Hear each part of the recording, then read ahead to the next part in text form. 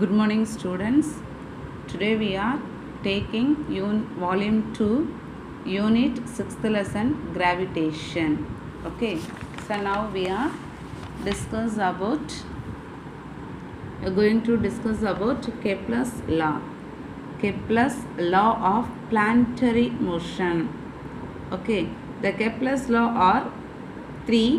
One is a law of motion, another one is a law of area, and then law of period. Okay, now we are going to discuss law of orbits. You see, law of orbit. Each planet moves around the sun in an elliptical orbit with the sun at one of the foci. So sun is one of the foci. You see this picture. Here the sun. Okay, the sun is one of the foci. It is not a center on the elliptical. Okay, this is the elliptical orbital. It is not in a center in the sun. Okay, the elliptical center in not a sun. Okay, the sun is here, some of the distance, the corner. Here that elliptical orbit. All the planets move around to the sun in the elliptical orbit only. Okay, you see the sun this side, your left side, the point P.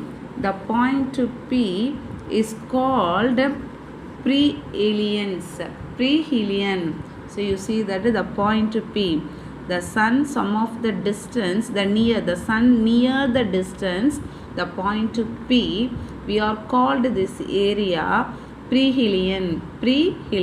Okay, so next the sun far away the distance, point A, we are calling aphelion. So this is called the aphelion. The sun far away the distant point A, we are called aphelion. Okay, so next the x-axis lines here, major axis, we denoted A. We see the denoted A. This is the x-axis. This x-axis we are called to major axis. It's A. So the y-axis we are called to the minor axis. The y-axis we are called to the minor axis. They denoted to the B. So we denoted to the B. Okay, you see that. Okay, you see the closest point. So this point we are called to the closest, that near the sun, the point P. This point we are called to closest point. The closest point of the approach of the planet to the sun, P, is called the perihelion, and the farthest point A is called the aphelion. The semi-major axis is here A, semi-minor axis is here B. So that is telling that x-axis and y-axis in the elliptical orbital. Okay, the both Copernicus and Ptolemy consider the planetary orbit. So the both the Copernicus and Ptolemy, they are considered this is the planetary orbits. This planetary orbits to be a circular. So both Copernicus and Ptolemy considered the planetary. This is the planetary orbital. So they are that the Copernicus and Ptolemy, we are telling that it's a circular orbit only. But the Kepler discovered that the actual orbit of the planet are elliptical. But the Kepler's only defined that discovered. So the Kepler discovered that actually that orbit is elliptical. This is a law of orbits in the Kepler law. Okay. So next one, law of area. You see this. You see this. This is a orbital. The near that one side the sun. The sun, it's a far away to the orbital. We are called the planet. Here the sun, the orbital inside that sun, one of the corner. Okay, The sun, the some of the planet revolve around to the sun, to the orbital, elliptical orbital. So that elliptical orbital, one side that a planet, the more that planet having, one of the planet you are consider. So the planet to the sun, this distance we are called the radical vector. This distance we are called to that radical vector. The sun to the planet,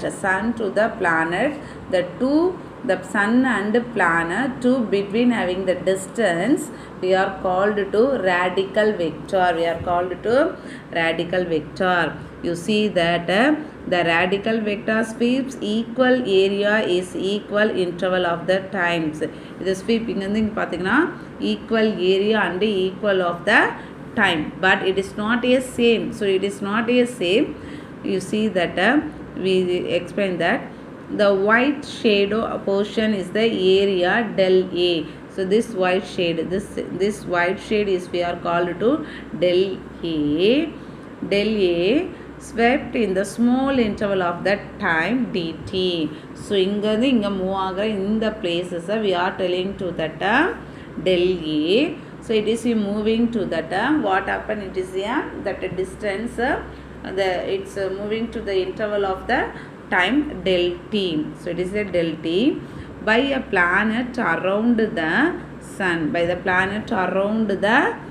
You see this diagram, you see the planet is a water. You see that the planet is moving to around the sun.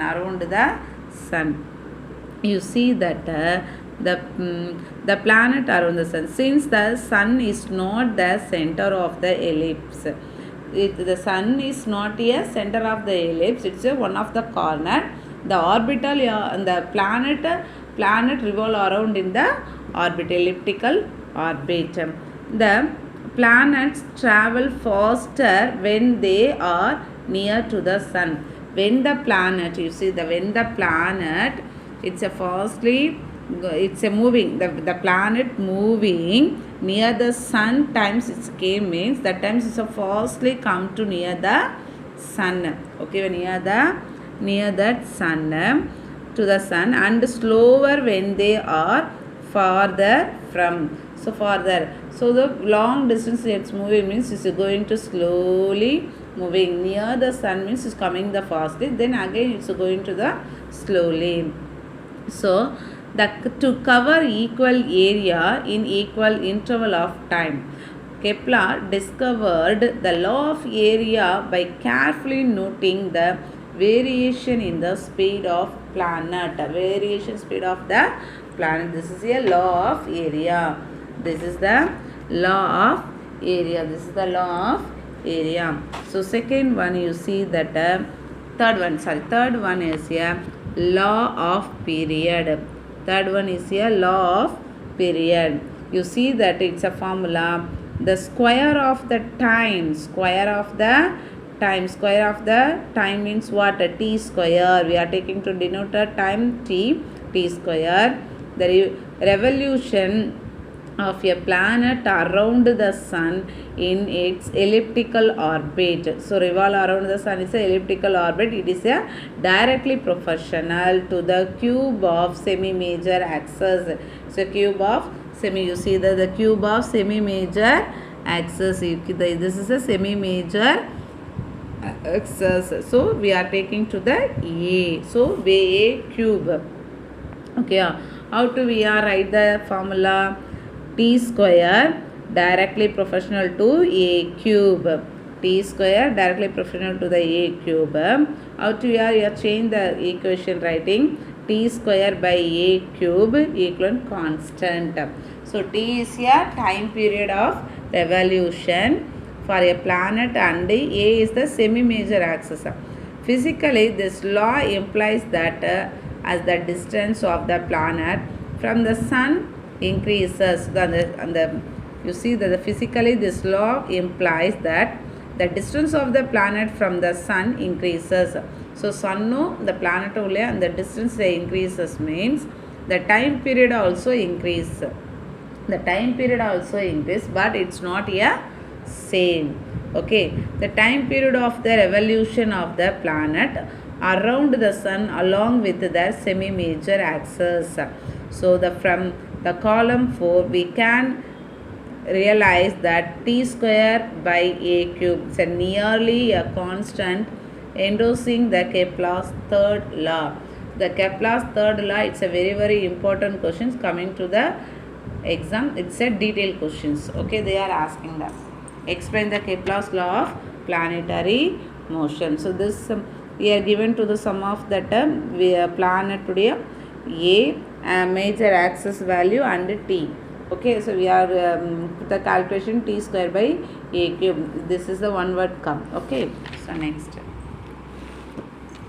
so next one you see that universal gravitational. So universal law of gravitation, already you are studying in the universal law of gravitational. How do we are explain that?